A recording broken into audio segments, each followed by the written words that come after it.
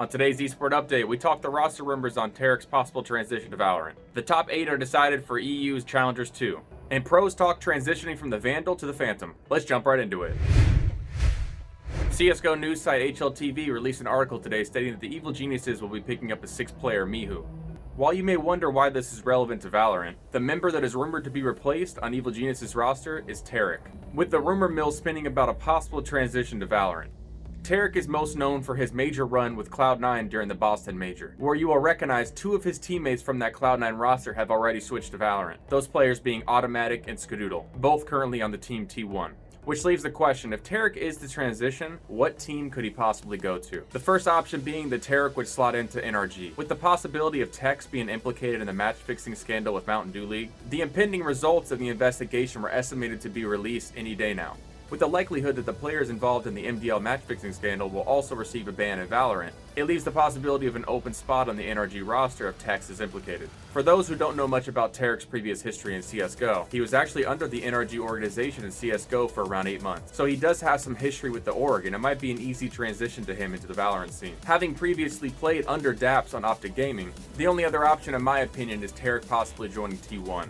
With T1 obviously struggling lately under Daze as IGL, and Automatic and Skadoodle also playing underneath Tarik as IGL during the major, it seems to me like it could be a fair IGL swap, Tarik for Daze. Not only would it give Tarik an opportunity to play with 2 players he played a previous game with, seeing how much T1 is already struggling, swapping in for Daze and an IGL role change would not put that much pressure on Tarik. In all reality, as long as they can start qualifying for some events, they will already be doing better than they are currently. The top 8 teams for the European Challengers 2 were decided today. One interesting difference between the Challengers 1 and the Challengers 2 is the overall compositions from the teams are definitely shifting, with Sky and Viper seeing a 5% increase in pick rate and Astra receiving a 6% increase in pick rate. It's really interesting to see how much the meta has changed in just one event. G2 took down Team Heretics 2-0 as they show off their new compositions with Patatek on Reyna and Pit on Viper. I can definitely see that their bootcamp is helping them because they threw in some pretty unique takes on Split. To see what I'm talking about, check out this entry from Mixwell on Raze. Slightly higher.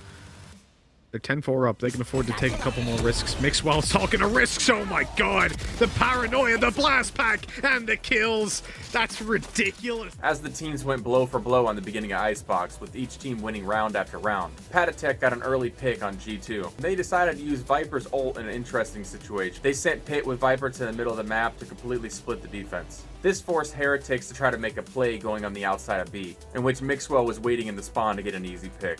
With Mixwell throwing out some banter after the match, Heretics' owner chimed in with some interesting information. The players will be taking a break until the 26th, and after that they plan on doing a boot camp to prepare for Stage 3, which is great news if you're a Team Heretics fan, because 2 teams that have greatly improved on this stage due to a boot camp is G2 and Team Liquid. Opportunists were able to take down Cloutwood 2-1, with Akuma shooting absolute beams on Bind to take the map.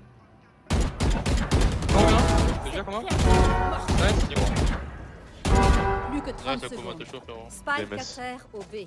Aucun ennemi. Vas-y, gros. Reste, je sais pas. Vas-y, fais ton montage. On te laisse, hein. Ascend defeated Illuminar Gaming 2-1.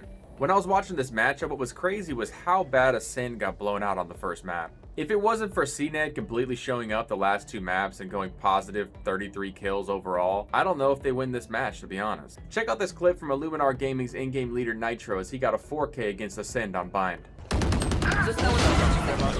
Tapek, 2 i za BS-em jeden. Kurwa,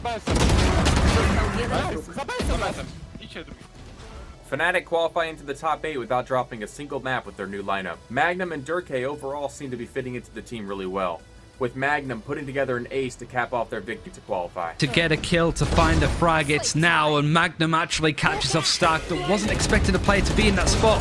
Magnum continuing to line them up, the 4K is there. Would be a great way to end it on an ace. It's just up to D-Max though. Magnum holding on to this corner, ends it with an ace, and Fnatic will be qualifying. Bootcamp status Team Liquid was on fire the entire qualifier, even going into their seeding match where they took down Ninjas in Pajamas 2-1. Their teamwork was definitely well improved. One round stood out in particular where they used Sky's ultimate in combination with Brimstone's ultimate to win the 2v2 post plan against NIP. Where did you just get that from?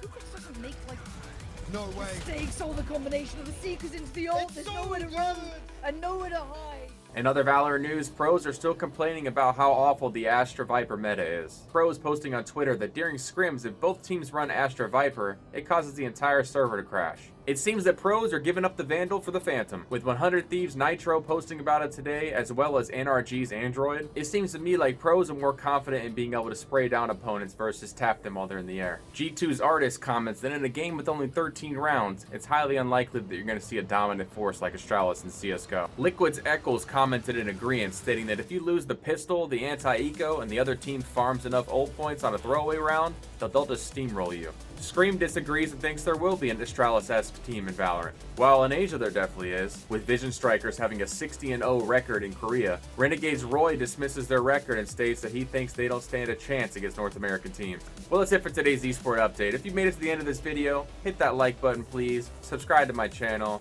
and I'll be back again for some more content. As always, my name's Jared, and I'll see you guys next time. Link really locking this down as best he can. Smoke comes in to deny passage, and already great work on the foot. This is sick stuff from Link.